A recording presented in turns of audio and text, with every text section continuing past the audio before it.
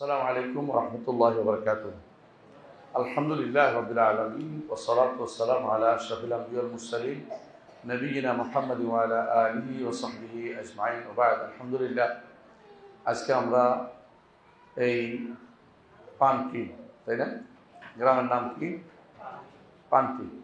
পানকি গ্রামের যে মাদ্রাসার উপস্থিত হয়েছি, এই মাদ্রাসার ছাত্র এবং অভিভাবক যারা উপস্থিত হয়েছেন, যারা কিছু কথা শোনার জন্য এসেছেন, সবাইকে আমি অন্তঃস্থল থেকে শুভেচ্ছা জানাচ্ছি এবং আল্লাহর কাছে দোয়া করি আল্লাহ আমাদের মজলিসটা কবুল করেন। দিনের কোনো মজলিস হলে হাদিসে আছে রাসূলুল্লাহ সাল্লাল্লাহু আলাইহি ওয়াসাল্লাম বলেছেন, ফেরেশতারা সেখানে উপস্থিত হন। ফেরেশতারা সেখানে এটাকে দানা বিছিয়ে রাখেন তাদের উপর এবং তাদেরকে ঘিরে থাকেন। আল্লাহর পক্ষ থেকে রহমত নাজিল হয়, সাকিনা নাজিল হয়। আল্লাহ তাআলা তার কাছে যারা আছে তাদের কাছে এদের কথা স্মরণ করেন। আল্লাহর কাছে দোয়া করি যেন আল্লাহ তাআলা আমাদের এই মজলিসটি সেরকম একটি মজলিসে পরিণত করেন, আমিন। আজকে যে মাদ্রাসায় এসেছি, মাদ্রাসা অনেক আগেই আমি আসছি, আরও কয়েকবার এসেছি আলহামদুলিল্লাহ। এখানে আসার একটা কথা মনে রাখা দরকার হচ্ছে, আমরা কেন আসি বা আপনারা কেন একত্রিত হন, একটা উদ্দেশ্য থাকা দরকার। শুধু হাজির হওয়ার যেন উদ্দেশ্য না হয়, এখানে উদ্দেশ্য হওয়া একটা বড় উদ্দেশ্য থাকা দরকার। সেটা হচ্ছে এখান থেকে উপকৃত হন। আপনার সন্তানকে মাদ্রাসায় কেন পড়ান? যাতে সন্তান উপকৃত হয়। আপনি কেন পড়ান? আপনিও উপকৃত হবেন। যে কেউ সন্তানকে দিন পড়ানোর জন্য নিয়ে যাবে, তার হাঁটা চলা বসা সময় ব্যয় পুরোটাই সাদাকা জারিয়া। কথা বলছেন কিনা? আপনার সন্তানকে যেহেতু আপনি এখানে মাদ্রাসায় পড়াচ্ছেন, দিন পড়াচ্ছেন, শরীয়ত পড়াচ্ছেন এবং বিশুদ্ধ আকীদা ও মানহাজের মাদ্রাসায় পড়াচ্ছেন, আপনার সবচেয়ে বড় সৌভাগ্য হচ্ছে এটা, আপনার জন্য এখানে সাদাকা জারিয়া তিনটা একত্র হয়। 1 নম্বর সাদাকা জারিয়া হচ্ছে আপনি সন্তানকে ওয়ালাদুন সালিহুন ইয়াদউ লাহু বানাচ্ছেন, এমন নেক সন্তান পাচ্ছেন যেই নেক সন্তান আপনার জন্য দোয়া করবে।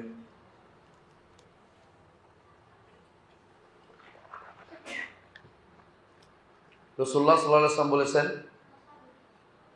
মানুষ মরে গেলে কোনো কিছু আর দুনিয়া থেকে যায় না, যায় 3টা জিনিস: সাদাকা জারিয়া, নেক আমল এবং নেক সন্তান, যে তার জন্য দোয়া করে।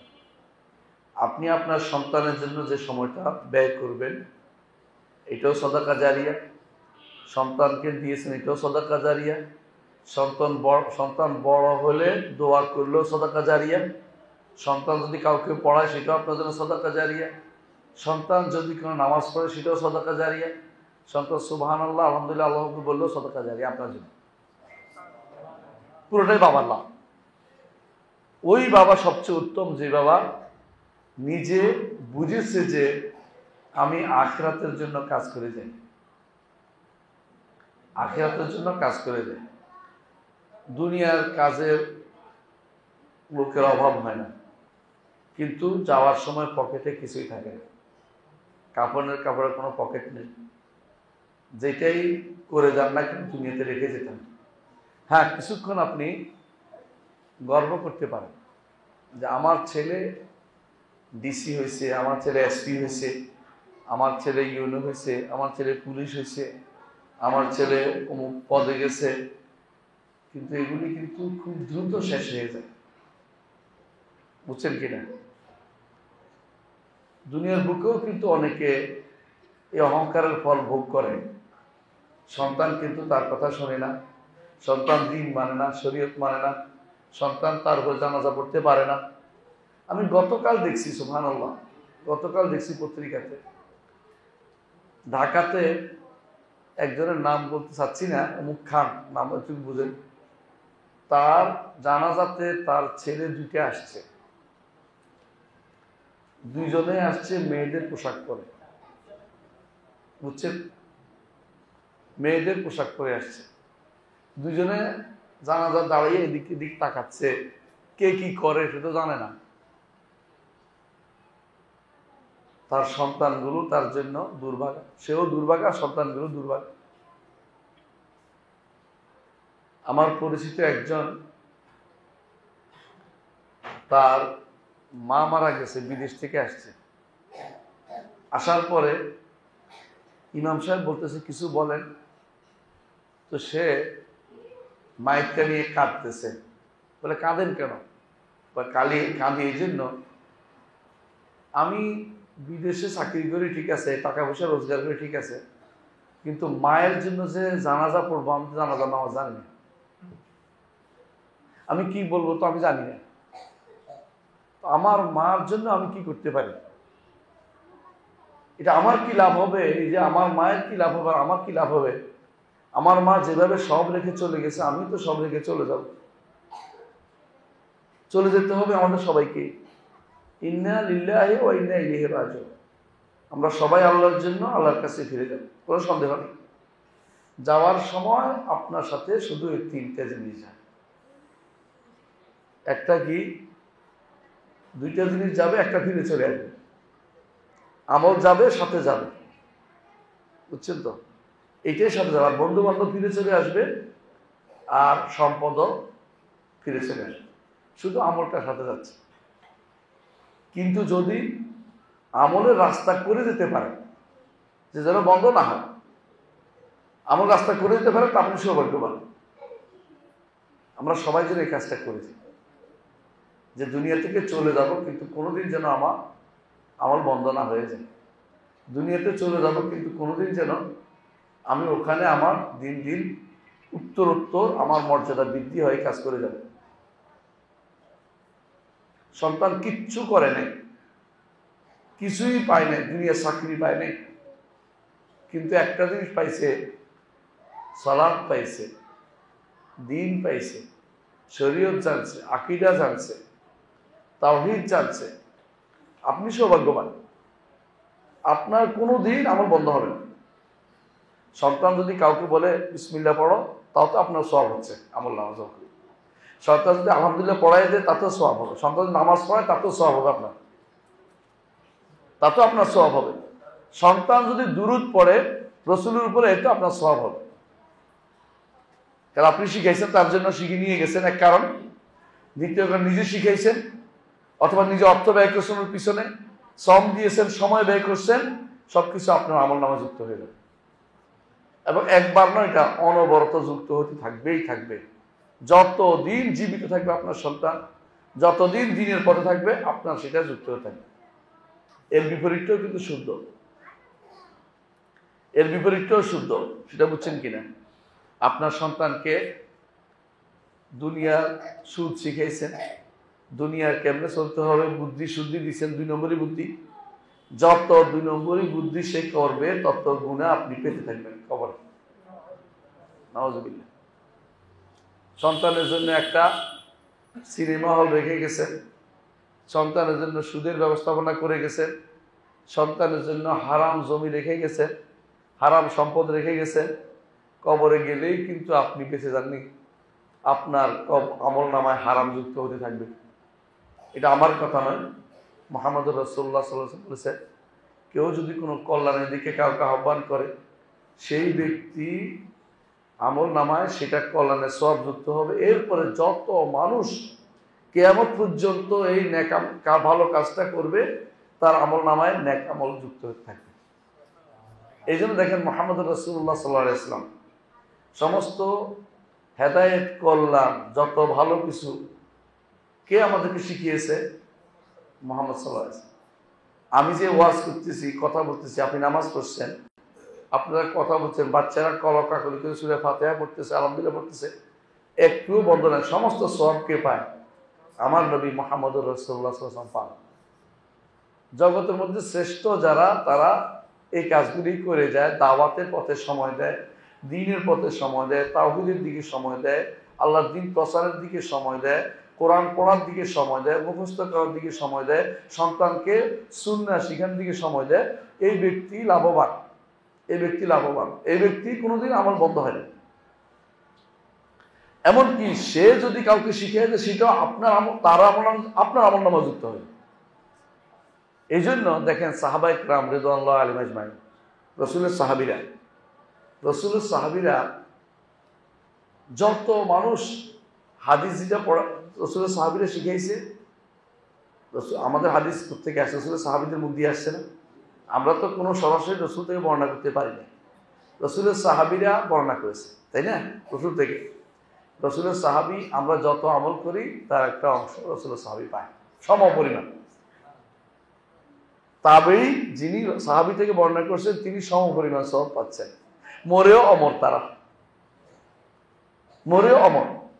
বাংলাদেশের জমিনে যারা আল্লাহর দ্বীন প্রচার করছে না, এদেশে অনেক মানুষ আসছে আর বাইরের থেকে বিভিন্নভাবে মসজিদে গিয়ে, বাড়িতে গিয়ে ওয়াজ নসিহত করে দ্বীনের কথা বলছে। এরা কিন্তু সম পরিমাণ সওয়াব পাবে। আপনি যত আমল করেন তত সওয়াব পাবেন, একটু কমতে হবে। কিন্তু যদি মিথ্যা কথা শিক্ষা দেয়, মিথ্যা হাদিস শিক্ষা দেয়, মিথ্যা আকীদা শিক্ষা দেয়, কুফর শিক্ষা দেয়, মানুষকে মিথ্যার দিকে ডেকে আনে, যত মানুষ এই মিথ্যার কাজ করবে তত মানুষের গুনাহ আমলনামায় যুক্ত হবে। আপনাদের দেশে বিখ্যাত হচ্ছে লালন, তাই না? যত মানুষ লালনের থিওরিতে চলবে তত গুনাহ লালনের আমলনামায় যুক্ত হবে। আর লালনের কথা যত বেশি প্রচার করবেন আপনার আমলনামায় তত গুনাহ যুক্ত হবে। কারণ লালন কোনো ইসলামের কথা বলে নাই, লালন কোনো শরীয়তের কথা বলে নাই। লালনরা হচ্ছে আলাদা জগতের মানুষ, কর্তা ভজা, ওদের দিন হইল কর্তা ভজা দিন। আমি কি বুঝাইতে পারছি কথাটা? ঠিক একই কথা, একজন মানুষ একটা মিথ্যা হাদিস বর্ণনা করে গেছে ওয়াজে, বুঝছেন তো? বলে গেল লাউলাকা লামা খালাকতুল আফলাকা, আপনি না হইলে আসমান জমিন সৃষ্টি করা হইতো না, এই মিথ্যা হাদিস বর্ণনা করে গেছে। আপনি আরেকজনের বলছেন ওই বেটার গুনাহ কিন্তু হতে আছে, আপনারও গুনাহ হচ্ছে, ওই বেটার গুনাহ হচ্ছে যে বর্ণনা করে গেছে। অথবা বর্ণনা করে গেছে একজন মানুষ কি আউয়ালু মা খালাকাল্লাহু নূর, আল্লাহ প্রথম আমার নূর সৃষ্টি করেছেন, এই মিথ্যা বর্ণনা মানওয়াল বর্ণনা করে গেছে। আপনি বলছেন, আপনি শুনছেন, আরেকজনরা বলছেন, সবার গুণেও যে বর্ণনা করছে প্রথম তার উপরে প্রথম পড়বে। রাসূলুল্লাহ সাল্লাল্লাহু আলাইহি ওয়াসাল্লাম বলেছেন, দুনিয়াতে যত হত্যা হয় সমস্ত হত্যার একটা গুনাহ প্রথম আদম সন্তানের উপরে উঠে পড়ে। প্রথম আদম সন্তান কে? কাবিল। প্রথম আদম সন্তানের উপরে কাবিলের উপর যাই পড়ে। কেন? কাবিল প্রথম হত্যার পর দেখিয়েছে মানুষদেরকে, সেই হিসাবে আপনি এখন সিদ্ধান্ত নেবেন যে আমি কোনটা করব। এমন কাজ করে যাব মরেও আমার আমলনামা যুক্ত থাকবে। রাসূলুল্লাহ সাল্লাল্লাহু আলাইহি ওয়াসাল্লাম বলেছেন, হাসরের মাঠে কোনো ব্যক্তি বলবে আমার এত আমল তো করি নাই, কোত্থেকে আসলো? তখন বলা হবে মিন ইস্তিগফার ওয়ালাদিকা লাক, আপনার সন্তান আপনার জন্য ক্ষমা চেয়েছে, সেটা যুক্ত হয়েছে। সুবহানাল্লাহ। এবং বিশুদ্ধ হাদিসে এটাও আসছে, আপনার সন্তান কোরআন শিখছে, আপনার জন্য বিশেষ এমন পোশাক পরানো হবে হাসরের দিন, আপনি সেদিন খুশি হবেন, আশেপাশের মানুষ জিজ্ঞাসা করবে এত সুন্দর পোশাক তুমি কোথায় পেলে? তখন বলবে আমার সন্তানের কারণে আমাকে সম্মান করা হয়েছে। এটা হচ্ছে বিশুদ্ধতম হাদিস। শাইখুল আলবানী হাদিসটাকে শুদ্ধ বলেছে। এর অর্থ হচ্ছে একজন মানুষ সবসময় খাইয়ের হবে, ভালো কল্যাণের পথ উন্মোচন করে যাবে, যে আমি ভালো কাজ করে যাব, আমি কখন মরে যাই জানি না, কিন্তু যতক্ষণ থাকি ততক্ষণ ভালো কাজের পথে লেগে থাকি। এটা করে যেতে হবে আমাদেরকে। আচ্ছা বলেন তো, জগতের মধ্যে শ্রেষ্ঠ বাক্য কোনটা? আল্লাহর বাণী। ইমাম সাহেব যখন খুতবা দেয় তখন কি বলে? ইন্না আসদাকাল হাদিসে কিতাবুল্লাহ, ইন্না খায়রাল হাদিসে কিতাবুল্লাহ বলে না? সবচেয়ে উত্তম বাক্য হলো আল্লাহর বাণী, তাই না? কোরআন হচ্ছে সবচেয়ে উত্তম বাণী। যেই ব্যক্তি কোরআন পড়াবে সে ব্যক্তি সবচেয়ে উত্তম ব্যক্তি। যে ব্যক্তি কোরআন পড়বে সে ব্যক্তি সবচেয়ে উত্তম ব্যক্তি। এটা আমার কথা, রাসূলের কথা। খায়রুকুম মান তাআল্লামাল কোরআন ওয়া আল্লামা। কেন? জিনিসটা যে উত্তম, আল্লাহর বাণীতে সবচেয়ে বেশি উত্তম, আল্লাহর বাণী সবচেয়ে উত্তম, আর যে পড়াবে সে সবচেয়ে বড় উত্তম, যে পড়বে এই বাচ্চাগুলো সবচেয়ে উত্তম। এই জন্য আমি আমার উস্তাদের কথা স্মরণ করি এখন, শেখ আব্দুল্লাহ ওমর সাংকৃতি রাহিমাহুল্লাহ। তিনি বারবার আমাদের মদিনা ইউনিভার্সিটির বাচ্চা ছেলের কাছে যাইতেন, যে বলতেন যে আমাকে কোরআন ডিপার্টমেন্টে দিয়ে দেন। তো বলতে কেন, আপনি তো উসুল পড়াচ্ছেন। কারণ আমি কোরআন পড়তে চাই, কোরআন পড়াইতে চাই। শেষ পর্যন্ত ওনার মনে আশা পূর্ণ করে দিয়েছে যে ঠিক আছে তোমার কোরআন দিয়ে দেওয়া হবে, বদলাই দিছে। উনি কি করছে, মসজিদ নববীতে এক কোনায় বসে গেছে, বিকালবেলা বসে থাকতে। কেউ আসে বলতে আসো তোমার চা খাও, কোরআন পড়া, তোমার কাছে পড়, কোরআন পড়াই তো। একটা জিনিস সারা জীবন আমল করছে আমি দেখছি ওনাকে, দোয়া। কিভাবে যে আমল করে চিন্তা করতে পারবেন না। রাসূলের সুন্নত পাইলে আমল কেমনে করে চিন্তা করতে পারবেন না। আমাদের সাথে একবার তিনি উমরায় গেছেন, আসার সময় ফজরের সালাত এখানে আমরা পড়ছি পাথরের উপরে। আমরা সুন্নত পড়ে বসে গল্প করতেছি, ওনা কিন্তু শুয়ে গেছেন। আমরা মধ্যে লোকটা এখানে শোয়ার জায়গা হইলো মনে মনে করতেছিলাম। পরে আমার মনে হলো এটা সুন্নত, মানে সুন্নত পড়ে, ফজরের সুন্নত পড়ে একটু এক কাতে শোয়া, না ঘুমানো, এটা সুন্নত। উনি সুন্নত পালনের জন্য শুইছে, ঘুমানোর জন্য শোয় নাই। কারণ তিনি হাত উপরে উঠে রাখছেন, হাতের উপরে মাথাটা উঠে রাখছেন। তিনি যেদিন থেকে শুনছেন কোরআন পড়া, কোরআন পড়ানো, নিজে পড়া পড়ানো দুটো হচ্ছে সবচেয়ে উত্তম ব্যক্তির কাজ, তিনি বলছেন আমি এটা ছাড়তে পারবো না। মসজিদ নবীতে কেউ আসে বলে আমার কাছে পড়ো, আমি তোমাকে এজাজা দিব। এজাজার খুশিতে সবাই এসে বসে ওনার পড়াশোনা। আপনি বুঝছেন কথাটা কত বড় গুরুত্বপূর্ণ। আপনি যখন দেখবেন অনেককেই মক্কার মসজিদে বা মদিনার মসজিদে হজের সময় দেখবেন যে ছোট্ট একটা ইয়ানি কোরআন শরীফ নিয়ে একজন বসছে, ছোট একটা ইয়ানি কাগজ নিয়ে বসে আছে। আপনাকে দেখবেন কাছে আসে বলে একটু পড়েন তো। তা আপনি পড়ছেন, শুদ্ধ করে দিচ্ছে, শুদ্ধ করে দিচ্ছে, পড়তেছেন, এতে মহা খুশি। কেন? সে কোরআন শিক্ষা দিচ্ছে। আপনি বুঝতে পারছেন কথাটা? ইউনিভার্সিটি প্রফেসর হওয়ার চেয়ে কোরআন শিক্ষা দেওয়া উত্তম। আমি কি বুঝাতে পারছি কথাটা? কলেজের প্রফেসর হওয়ার চেয়ে কোরআন শিক্ষা দেওয়া উত্তম। বড় অফিসার হওয়ার চেয়ে কোরআন শিক্ষা দেওয়া উত্তম। বিশাল বড় কিছু একটা হাতি হওয়ার চেয়ে কোরআন শিক্ষা দেওয়া উত্তম। কারণ আমার নবী কোরআন শিক্ষা দিয়েছেন।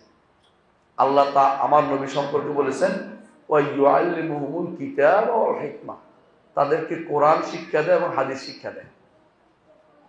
সুতরাং আপনি আমি যেই কাজে আছি সবচেয়ে উত্তম কাজ, যদি নিয়ত খালেজ করতে পারি। সে নিয়ত কি? আমি আমার আল্লাহকে সন্তুষ্ট করার জন্য করছি, আমি আখিরাতের সওয়াবের জন্য করছি, ভবিষ্যতে আমার সওয়াব যেন বন্ধ না এই জন্য করছি, আমার সন্তানরা যতদিন কাজ করবে ততদিন আমি সওয়াব পাবো, সন্তানের পক্ষ থেকে আরো ছাত্র যদি তৈরি আমি আরো পাবো, সেটাও যোগ হবে আমার আমল নামায়। আমি শুধু এই নিয়তে, আমি শুধু তোমাকে পড়াচ্ছি, এইটা যদি কারোর নিয়ত থাকে সেই ব্যক্তির মতো সৌভাগ্যবান আর কেউ নাই। আর যদি আগে থেকে নিয়ত করেন সন্তান পাস করলে কোথায় চাকরি করবে, কোথায় চাকরি পাবে, চাকরি না পাইলে কি হবে, বেকার হবে, তাহলে আপনি বুঝছেন দুনিয়াটাকে আপনি কার মনে করছেন? আল্লাহর দ্বীনকে বেকার মনে করছেন। নাউজুবিল্লাহ।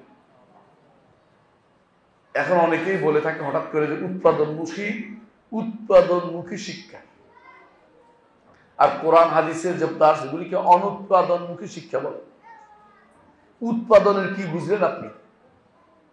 উৎপাদনের কি বুঝছেন? আপনি কি একটু চিন্তা করেন একটা হাদিসের ব্যাপারে। রাসূলুল্লাহ সাল্লাল্লাহু আলাইহি ওয়াসাল্লাম বলেছেন কেউ যদি একটা কিছু দান করে আল্লাহ তার নিজ হাতে সেটা গ্রহণ করে। সুনান তিরমিজির হাদিস, জামে তিরমিজির হাদিস।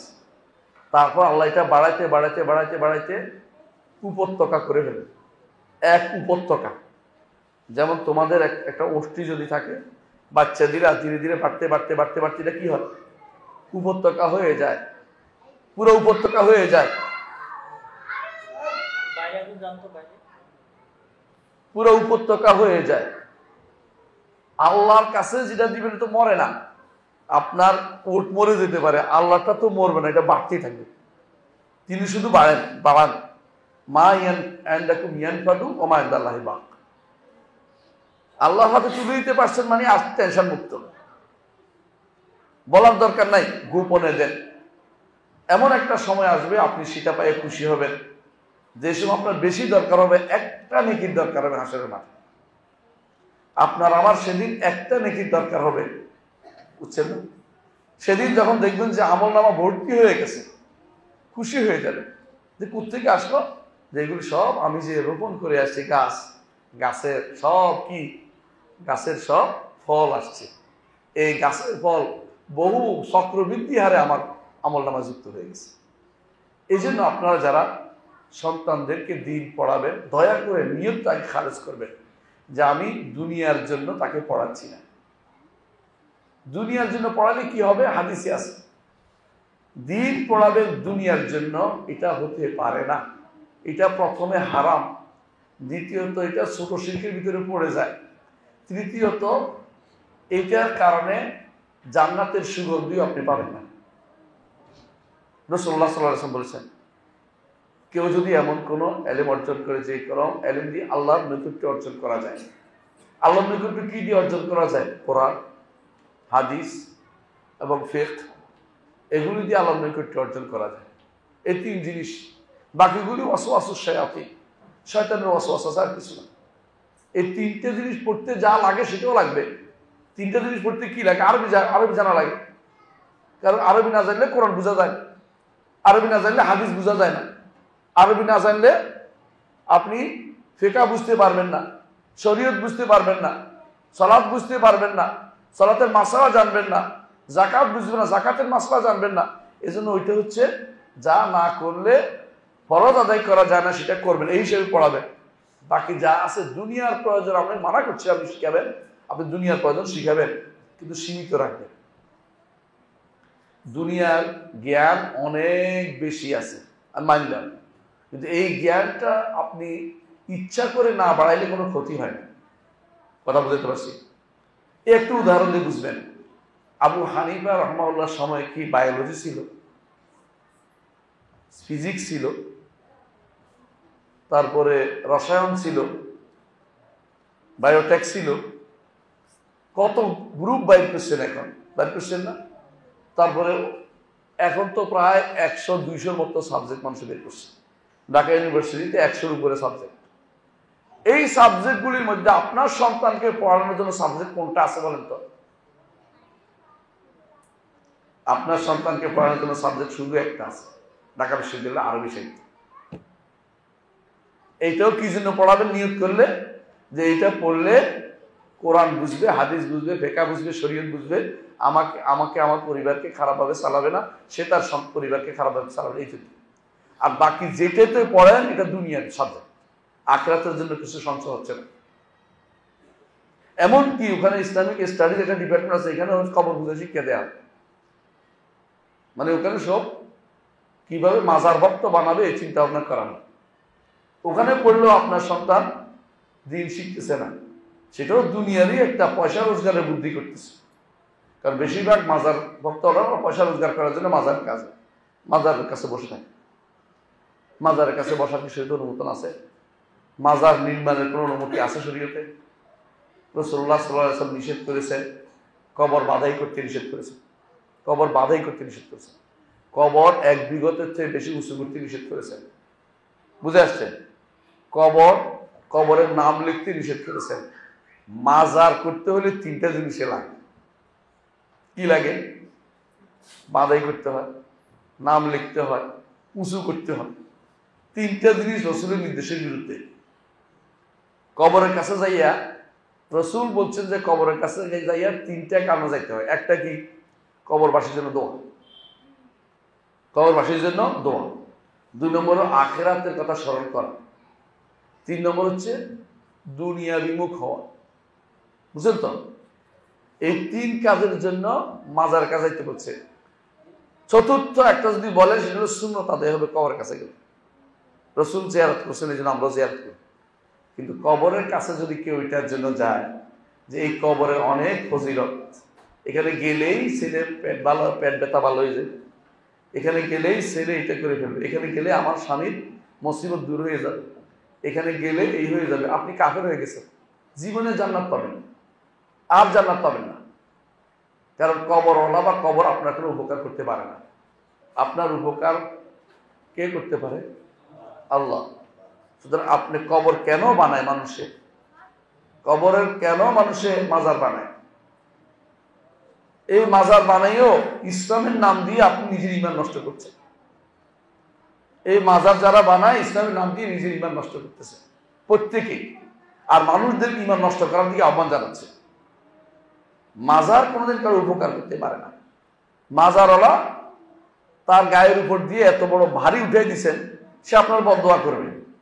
কারণ মাজারকে অপমান, মানুষের কবরকে অপমান করতেও বলা হয় নাই, আর কবরের উপরে ভর দিয়ে হাঁটতে নিষেধ করা হয়েছে, কবর উপরে পা দিয়ে হাঁটতেও নিষেধ করা হয়েছে। আলী রাদিয়াল্লাহু আনহু এক লোককে দেখছে কবরের মধ্যে ঠেস দিয়ে আছে, তিনি বলছেন কবর কবর, ঠেস দিচ্ছ কেন? রসুল এক লোককে দেখছে কবরের মাঝখানে জুতা দিয়ে হাঁটতেছে, রসুল বলছেন তোমার জুতা খোল, তুমি কবর মাঝে এভাবে হাঁটতেছ কেন? কবরকে অসম্মান করা যাবে না, আবার কবরকে অতি বাড়াবাড়ি করে অনেক উপরে উঠানো যাবে না। এগুলি যে আমি বলতেছি এতক্ষণ ধরে, এগুলি কিন্তু দ্বীন, শরীয়ত। এগুলি কে বলবে? যে কোরআন হাদিস শিখবে সেই তো বলবে। এটা বলার মাধ্যমে আপনি যদি কোনো হেদায়েত প্রাপ্ত হন, আমি কবরে গেলে লাভবান হব। আর আপনি যে হেদায়েত প্রাপ্ত হন, আপনি যাদেরকে হেদায়েতের কথা বলবেন সেটাও আমার আমল নামে যুক্ত হয়ে যাবে। এই জন্য আল্লাহ তাআলা কোরআনে কারিমে একটা কথা বলেছেন, খেয়াল করেন কি বলেছে? ওয়ামান আহসানু কাওলান মিম্মান দাআ ইলাল্লাহি ওয়া আমিলা সালিহান ওয়া ক্বালা ইন্নানী মিনাল মুসলিমিন। ওই ব্যক্তির চেয়ে উত্তম কোনো ব্যক্তি নেই যে ব্যক্তি আল্লাহর দিকে আহ্বান করে। কারণ আল্লাহর দিকে আহ্বান করার কাজটা কার? নবীদের। নবীরা শ্রেষ্ঠ মানুষ, সাহাবীরা শ্রেষ্ঠ মানুষ, ইমামদের 4 ইমাম ওনার শ্রেষ্ঠ মানুষ, মুহাদ্দিসদের ওনার শ্রেষ্ঠ মানুষ। শ্রেষ্ঠ মানুষের কাতারে নিজেকে শামিল করে ফেলেন, শ্রেষ্ঠ মানুষের কাতারে নিজেকে শামিল করে ফেলেন। যেই কয়টা দিন বাঁচেন শ্রেষ্ঠ মানুষদের সাথে থাকেন, তাহলে হাসর কাদের সাথে হবে? ফাউলাইকা মাআল্লাযিনা আনআমাল্লাহু আলাইহিম মিনান নাবিয়্যিন ওয়াস সিদ্দিকিন ওয়াস শুহাদা ওয়াস সালিহিন। যদি আপনি দুনিয়াতে সিরাতে মুস্তাকিমের উপর থাকতে পারেন, শ্রেষ্ঠ মানুষের পথে থাকতে পারেন, আপনার হাসর হবে নবীদের সাথে, সিদ্দিকদের সাথে, মান নাবিয়্যিন ওয়াস সিদ্দিকিন ওয়াস শুহাদা ওয়াস সালিহিন, শহীদদের সাথে এবং নেককারদের সাথে আপনার হাসর হবে। আর যদি সেটা করতে চান, এই কাজটা করতে চান, পরিবেশ তৈরি করতে হবে। আপনার ঘরে এই পরিবেশ তৈরি করবেন, আপনার ঘরে এই পরিবেশ তৈরি করবেন, আপনার প্রতিষ্ঠানে এই পরিবেশ তৈরি করবেন, আপনার সমাজে এই পরিবেশ তৈরি করবেন। ধীরে ধীরে যেখানে আপনি আছেন যত উপরে যাবেন সেখানে আপনি তৈরি করবেন যে আমি ইসলামের একজন দাঁড়ি হব, আমি দ্বীনের একজন আহ্বানকারী হব, দ্বীনের দিকে লোকদেরকে আহ্বান করব। আমার টাকা পয়সা দ্বীনের জন্য ব্যয় হবে।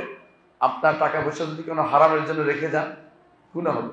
হালালের জন্য বাস্তবায়ন করে গেলে, দ্বীনের জন্য রেখে গেলে সওয়াব হতে থাকবে, সদকা জারিয়া হলে সওয়াব হতে থাকবে। এই মাদ্রাসা হচ্ছে সদকা জারিয়া। কারণ এখানে কি পড়াবেন? এইটা হচ্ছে খাঁটি সহিহ আকীদার মাদ্রাসা। এখানে যদি আপনি অন্য কিছু পড়ান সওয়াব হবে না। প্রয়োজনে পড়াবেন, দুনিয়ার প্রয়োজন, মানুষের দুনিয়ার প্রয়োজন আছে, আমরা অস্বীকার করছি না, কিন্তু দুনিয়ার প্রয়োজন যেন আখিরাতের প্রয়োজনকে চাপিয়ে না যায়, বাইরে বেড়ে না যায়। এমন না হয় যে আমি দুনিয়ার দাস হয়ে গেলাম, দুনিয়ার আবিদ দুনিয়া যেন না হয়ে যায়। দুনিয়া অতটুকু দরকার যতটুকু না হলে আমি দুনিয়াতে চলতে পারবো না। আখিরাত অতটুকু দরকার, কতটুকু দরকার হিসাব নাই। আখিরাত বেশি বেশি করা দরকার। আখিরাতের জন্য আপনি চিন্তা করবেন না এটা যে অনেক করে ফেলেছি, যেটাই করবেন চিন্তা করবেন কম হয়ে গেছে, আমার আরো বেশি করা দরকার। হাসরের মাঠে মানুষের আফসোস হবে, জান্নাতে যাওয়ার পর আফসোস থাকবে না। হাসরের মাঠে আফসোস করবে যে আমি কেন আরো ভালো কাজ করলাম না। এই জন্য হাসরের মাঠের নাম হচ্ছে ইয়াউমুত তাগাবুন,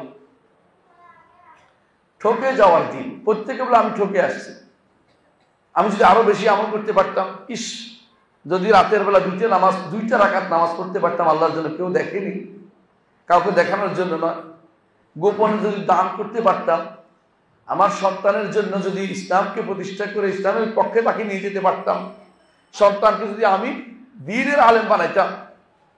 দ্বীনের আলেম বুঝেন কিনা? আলেম তিন প্রকার। একটা হচ্ছে দ্বীন ও মিল্লাতের আলেম, যারা কোরআন এবং সহিহ সুন্নাহর দিকে মানুষকে আহ্বান করে। আর একটা হচ্ছে জাতীয় আলেম। জাতীয় আলেম বুঝেন? আমার জাতি যেদিকে আমি সেদিকে, আমার জাতি এটা চায় আমি ওইটার দিকে যাব, আমার জাতি এটা বললে আমাকে আর রাখবে না, আমি ওইটা করব না, এইটাও শরীয়ত অনুমোদিত নয়। আর একটা হচ্ছে রাষ্ট্রীয় আইন। রাষ্ট্র যেদিকে আমি সেদিকে, যে রাষ্ট্র আছে আমি সেই রাষ্ট্রের লোক। বাংলাদেশ সুবিধাবাদী দল, বাসুদ, হ্যাঁ, তিন ধরনের আলেম সবসময় ছিল। আপনি দেখবেন নবীরা যখন দাওয়াত নিয়ে আসতো তখন ক্বাল আল মালাউল লাযীনা ইসতাকবারু, কোরআনে কারীম প্রচুর পরিমাণে শব্দ দিতে পারে। যারা অহংকারী, হ্যাঁ, সভাসদরা বলল, এই সভাসদ কারা? রাষ্ট্রীয় আলেম, সরকারি আলেম। বুঝছেন তো? এই সরকারি আলেমরা কোনোদিনই হক কথা বলে না, এরা শুধু পাল্টায়, রং পাল্টায়। এই সময়টা ওই সময়টা নতুন নতুন পল পাল্টায়। সরকারি কি বলছে এটাকে সুন্দর করে আপনার সাথে তুলে ধরবে, হক সত্য মিথ্যা কোনটা এটা বলবেন আপনার কাছে। আর যারা জাতীয় আলেম, তারা নিজের জাতি নিয়ে চিন্তা করে, আমার জাতিকে কিভাবে আমি করতে পারি, জাতিকে কিভাবে দিয়ে আমি ক্ষমতা যেতে পারি, এই চিন্তা জাতীয় আলেম আছে। কিন্তু আপনার হওয়া দরকার, আপনার তৈরি করা দরকার সন্তানদেরকে মিল্লাতের আলেম, যে মিল্লাত ইব্রাহিম আলাইহিস সালাম রেখে গেছেন, যে মিল্লাতকে আল্লাহ তাআলা আমাদের জন্য অনুমোদন করেছেন, মিল্লাত আবিকুম ইব্রাহিম। মুহাম্মদ রাসূলুল্লাহ সাল্লাল্লাহু আলাইহি ওয়াসাল্লাম যে মিল্লাতের উপর ছিলেন, সেই মিল্লাতের আলেম তৈরি করার জন্য আমাদের প্রতিষ্ঠানের বিকল্প আপনি কিছুই পাবেন না। কারণ অন্যান্য প্রতিষ্ঠানে কি হয় আপনি ভালো করে জানেন, কিছু হয় জাতীয় আলেম, কিছু হয় সরকারি আলেম, বুঝছেন তো, রাষ্ট্রীয় আলেম। কিন্তু আমাদের প্রতিষ্ঠানে আমরা কাউকে বলি না যে আমরা এই করতে পারবো সেই করতে পারবো, আমরা শুধু বলি কোরআন এবং সুন্নাহর কথা বলি, যেই দিকে নবী রাসূলগণ আহ্বান জানিয়েছেন, যেটা শিক্ষা দেওয়ার জন্য আল্লাহ তাআলা তার নবীকে পাঠিয়েছেন। দলিল আল্লাহ তাআলা বলছেন, হুয়াল্লাযী আরসালা রাসূলাহু বিল হুদা ওয়া দীনিল হক লিইয়ুযহিরাহু আলা দীনি কুল্লিহি, হেদায়েত এবং দ্বীন হক। আবার আল্লাহ তাআলা বলছেন, ওয়া ইউআল্লিমুকুমুল কিতাবা ওয়াল হিকমা, তিনি তার নবীকে পাঠিয়েছেন যাতে করে তোমাদেরকে কোরআন এবং সুন্নাহ শিক্ষা দেয়। আমরা কোরআন এবং সুন্নাহর বাইরে এবং সলবে সালিহ নীতির বাইরে অন্য কোনো নীতি কোনোভাবেই গ্রহণ করতে পারি না, নিলেই সেটা পথভ্রষ্টতা হয়ে যায়। আপনার সন্তানকে সেরকম আলেম তৈরি করুন যারা সাহাবায়ে কেরামের সাথে সম্পৃক্ত, যারা চার ইমাম আবু হানিফা, মালিক, শাফিঈ, আহমদ এদের সাথে সম্পৃক্ত, যারা মুহাদ্দিসিন বুখারী, মুসলিম, আবু দাউদ, তিরমিজি, নাসাঈ এদের সাথে সম্পৃক্ত হবে। আপনি এমন আলেম তৈরি করবেন না যারা অন্ধকারের কোণে বসে খারাপের দিকে ডাকছে। অমুক হুজুর বানাবেন না যে হুজুর শিরকের দিকে আহ্বান জানাচ্ছে, অমুক পীরের মুরিদ বানানোর জন্য আপনাকে আহ্বান জানাচ্ছে। ওরকম আলেম আপনি তৈরি করবেন না। ওরকম আলেম তৈরি করলে আপনার কোনো লাভ নাই, বরং ক্ষতি ছাড়া। কারণ শিরকের দিকে আহ্বানকারী নিজে যেমন ক্ষতিগ্রস্ত হবে, যত মানুষ শিরকের দিকে আহ্বান করছে সবার গুনাহ সে একা বহন করবে না, আপনিও বহন করবেন, সেও বহন করবে, আপনিও বহন করবেন। আল্লাহ তাআলা কোরআনে কারীমের জন্য বলেছেন, ওয়ালা ইয়াহমিলুন্না আসকালান ওয়া আসকালাম মা আসকালিহিম, তারা অনেক বোঝা বহন করবে, আবার অনেক বোঝার সাথে আরো অনেক বোঝা বহন করবে। বুঝছেন তো? কেন? কারণ অন্যকে না জেনে পথভ্রষ্ট করেছে। যে না জেনে পথভ্রষ্টতার মুখ যদি বাঁচতে হয়, আপনাদেরকে এই সালাফি মানহাজের এই প্রতিষ্ঠান, এই মাদ্রাসা আপনাকে ভালো করে তত্ত্বাবধান করতে হবে, পড়তে হবে, পড়াইতে হবে, সন্তান দিতে হবে। আপনার জন্য চেয়ে সৌভাগ্যের বিষয় আর কোনো কিছু নেই। আপনার সন্তান নাই, দিতে পারেন নাই, কোনো সমস্যা নেই, ভালোবাসেন। আপনার সন্তান নাই, কাউকে নিয়ে বুঝে শুনে নিয়ে আসেন। আপনার সন্তান নাই, আপনার সন্তান বড় হয়ে গেছে, নাতির করে নিয়ে আসেন, যে না তুমি আমি মরে গেলে কোনো লাভ নাই, এটা ছাড়া, এটা শুধু আমার সাথে যাবে, অথবা আমার পরেও যাবে, শুধু আমার সাথে যাবে না, আমার পরেও যাবে। সুতরাং নেক আমলের যদি ভিত রচনা করতে চান, আপনাদের কাছে অনুরোধ জানাবো, যে কাজটি আপনারা করছেন মাদ্রাসার ছাত্র দিয়ে, আপনার সন্তানকে দিন পড়িয়ে এটার মর্যাদা বুঝেন এবং এটা নিয়ে নিজেকে আলহামদুলিল্লাহ আল্লাহ শুকরিয়া আদায় করেন যে আল্লাহ আমাকে এই তৌফিক দিয়েছে। অহংকার করতে যাবেন না যে আমার পড়াইছি এটা না, কারণ আল্লাহ আপনাকে তৌফিক দিয়েছে বলেই পড়াইতে পারছেন। আপনার মতো কত হুজুরের ছেলে আর মাদ্রাসায় পড়ে না, কত হুজুরের ছেলে মাদ্রাসায় পড়ে না, দিন বুঝে না। আল্লাহ আপনাকে কিভাবে পছন্দ করলো? আপনি একজন রিক্সা চালক, কথার কথা বলতেছেন, আপনাকে পছন্দ করছে, আপনার ছেলেকে দিনের জন্য কবুল করে ফেলছে। হয়তো রাতের অন্ধকারে আল্লাহর কাছে চাইছেন, আল্লাহ আমার তো কিছু নাই, আমার সন্তানটা আছে, আপনি ওকে কবুল করেন। আল্লাহ কবুল করছে দিনের জন্য। কারো সন্তান যদি দিনের জন্য কবুল হয়, এর চেয়ে উত্তম কবুল আর কিছু নেই। কারণ সেই যেন নবী রাসূলদের জায়গাতে তার সন্তানকে, নবী রাসূলদের দাওয়াতের জায়গাতে সন্তানকে বসে বসাই দিচ্ছে। নবী রাসূল এই কাজ করতেন, সেই কাজ শুরু করে তার সন্তান পেয়ে গেছে। ওই বড় লোকের পোলা পায় নাই বা বড় হুজুরের পোলা পায় নাই। আপনি নিজে সবসময় এই নিয়তের মধ্যে থাকেন, আল্লাহ ইনশাআল্লাহ আপনার কর্মকাণ্ড বরকত দিবেন। এই জন্য আপনাদের কাছে অনুরোধ থাকবে, ইবাদত যতটুকু করেন জেনে বুঝে করবেন, সন্তানদেরকে দ্বীনের উপর বড় করেন এবং দ্বীন ও শরিয়া মেনে চলেন, মাদ্রাসাগুলিকে যথাযথ তত্ত্বাবধান করেন, অর্থ ব্যয় করেন। আপনার এখানে যত অর্থ ব্যয় করবেন সবগুলি সদকা জারিয়া হবে। সন্তানের পিছনে, মাদ্রাসার পিছনে এবং রাস্তার ঘরে তাদের জন্য একটু সময় দেয়া, রাতে তাদেরকে এগিয়ে দেয়া, এই সব কিছু কিন্তু আপনার জন্য সদকা জারি হয়ে যায়। কারণ আল্লাহ তাআলা কোরআনে কারীম বলেছেন, যালিকা বিআন্নাহুম লা ইউসিবুহুম যামাউন ওয়ালা নাসাবুন ওয়ালা মাখমাসাতুন ফি সাবিলিল্লাহ ওয়ালা ইয়াতাউনা মা'তা ইয়াগযুল কুফার ওয়ালা ইয়ানালুনা মিন আদুবিল লাইলান ইল্লা কুতিবা লাহুম বিআমালিন সালিহ। সন্তান যখন দ্বীনের জন্য পড়তে যায়, এটা কি? ফি সাবিলিল্লাহ, আল্লাহর রাস্তায়। রাসূল বলছেন, আর আল্লাহর রাস্তায় বের হলে কেউ যদি কোনো কাঁটাও ফুটে তাতেও সওয়াব হয়, কেউ যদি ক্ষুধা লাগে তাতেও সওয়াব হয়, পিপাসা লাগলেও সওয়াব হয়। বুঝছেন কিনা? এটা আমার কথা না, যে রাস্তা কেউ চলেন ওই রাস্তা হাঁটতে কষ্ট পাচ্ছে তাতেও সওয়াব হয়। আপনার শুধু সওয়াব আর সওয়াব। যদি ঈমান আপনার থাকে, এটা বিশ্বাস করতে হবে। আমি কোনো নিজের থেকে বানিয়ে একটা কথা বলিনি, শুধু কোরআন ও সুন্নাহর কথা আমি আপনাদেরকে জানিয়েছি। সুতরাং আপনারা যেটা করছেন এর উপরে নিজেকে প্রতিষ্ঠিত থাকুন। আরো ভাইদেরকে বুঝান যে তোমার সন্তানকে দ্বীনের উপর রাখো, মরে গেলে আর কোনো কিছু কাজে লাগবে না। সন্তান যদি কোনো মানুষ হয়, দিনদার হয়, তোমার লাভ আর সমাজের লাভ, আর এটা হবে আমাদের পরবর্তী জেনারেশনের জন্য অ্যাসেট স্বরূপ। আল্লাহ আমাদেরকে তৌফিক দান করুন। সুবহানাকাল্লাহু ওয়া বিহামদিকা আশহাদু আল্লা ইলাহা ইল্লা আনতা আস্তাগফিরুকা ওয়া আতুবু ইলাইক। আসসালামু আলাইকুম ওয়া রাহমাতুল্লাহি ওয়া বারাকাতুহু।